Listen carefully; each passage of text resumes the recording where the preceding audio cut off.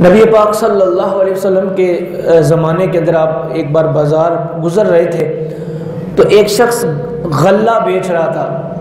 کچھ سامان بیچ رہا تھا، تو آپ نے چیک کرنے کے لیے کہ یہ 1 نمبر ہے یا 2 نمبر، آپ نے اس میں ہاتھ ڈالا تو جو تھوڑا نیچے تھا جو سامان تھا وہ گیلا تھا اور اوپر والا سوکھا تھا، دکھانے میں کچھ اور دینے میں کچھ، اس طرح کا معاملہ تھا۔ نبی پاک صلی اللہ علیہ وسلم نے ارشاد فرمایا کہ اس وجہ سے حالانکہ تم کماؤ گے زیادہ، قیمت زیادہ وصول کرو گے، لیکن اس وجہ سے اللہ پاک تمہارے گھروں میں برکت نہیں دیتا،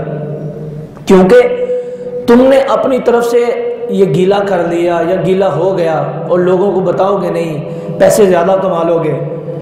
بڑا تم اپنے آپ کو سمجھو کہ میں نے زیادہ پیسے کما لیے، لیکن حقیقت بات یہ ہے کہ اس میں بے برکتی ہوگی۔ ایک صحابی رسول صلی اللہ علیہ وسلم حاضر ہوئے تھے، یا رسول اللہ میرے گھر میں برکت نہیں ہے۔ فرمایا کیا کرتے ہو؟ کہا ایک شخص ہے، اس کے باغ میں کام کرتا ہوں۔ کتنے درہم لیتے ہو؟ اتنے درہم لیتا ہوں۔ میرے نبی نے ارشاد فرمایا تم کم کر کے نا اتنے لینا شروع کر دو۔ اگر مثال کے طور پہ پہلے 20 لیتے تھے، اب 10 لینا شروع کر دو۔ اب صحابی تھے، حضور کی بات مان لی، اس کو ذہن میں بٹھا لیا۔ حالانکہ ہمارے ذہن میں ہے کہ 20 کی بجائے 40 ہوں گے تو پھر کام بنے گا، لیکن نبی پاک صلی اللہ علیہ وسلم نے ایک بات بتائی، صحابی تھے، حضور کی محبت میں بات مان لی، لیکن عقل میں یہ بات آ نہیں رہی تھی کہ پہلے 20 کماتا تھا اب 10 لوں،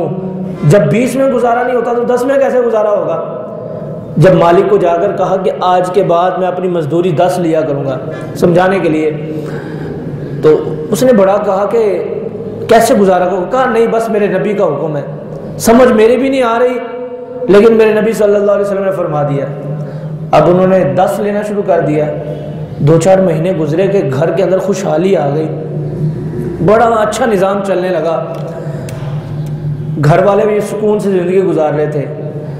2-4 مہینے کے بعد حضور کی بارگاہ میں حاضر ہوئے، یا رسول اللہ صلی اللہ علیہ وسلم میری سمجھ میں بات نہیں آئی کہ پہلے میں زیادہ لیتا تھا تو گھر میں گزارا کرنا مشکل تھا،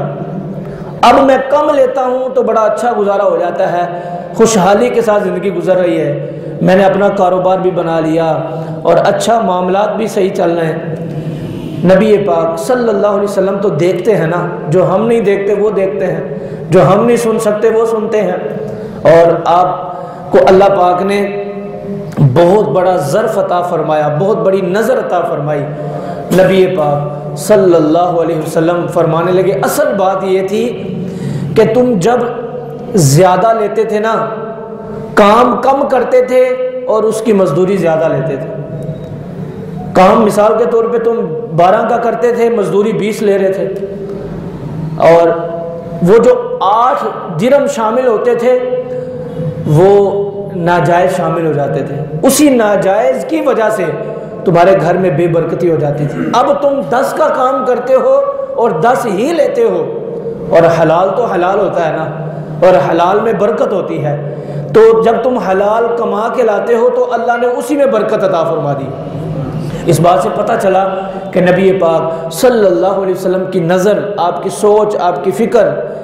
جو ہم نہیں سوچ سکتے وہ سوچتے ہیں، جو ہم نہیں دیکھ سکتے وہ دیکھتے ہیں۔ تو اس بات سے پتہ چلا کہ آج پیسے کی گنتی زیادہ کرنے کی دوڑ ہے۔ ہم اگر سوچیں کہ یار میں جتنا کماتا ہوں کیا وہ حلال بھی ہے کہ نہیں، کیا اس میں کوئی ذرہ حرام کا شامل تو نہیں ہو گیا؟ ایک روایت کے مطابق جس کا مفہوم ہے کہ ایک حرام کا لقمہ، چھوٹی سی روٹی کا ٹکڑا اگر پیٹ میں چلا جائے تو 40 دن تک عبادت کی لذت ختم ہو جاتی ہے۔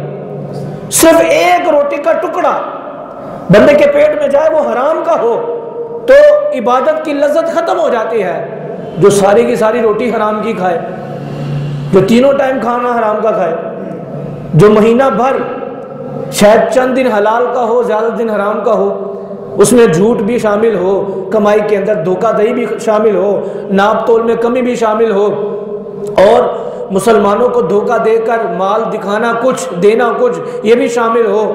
مزدوری 8 گھنٹے ہو تو کرنی 6 گھنٹے ہو، یہ بھی ہو، اور کام کا ٹائم ہو آفس میں، کام میں ہمارا 12 گھنٹے اور کرنا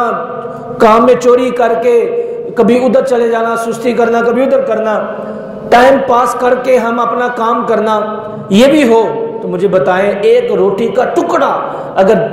چلا جائے پیٹ میں تو یہ عالم ہے۔ تو جو روٹی پوری کھاتا ہو، دن میں حرام کھاتا ہو، حلال میں حرام شامل ہو جاتا ہو،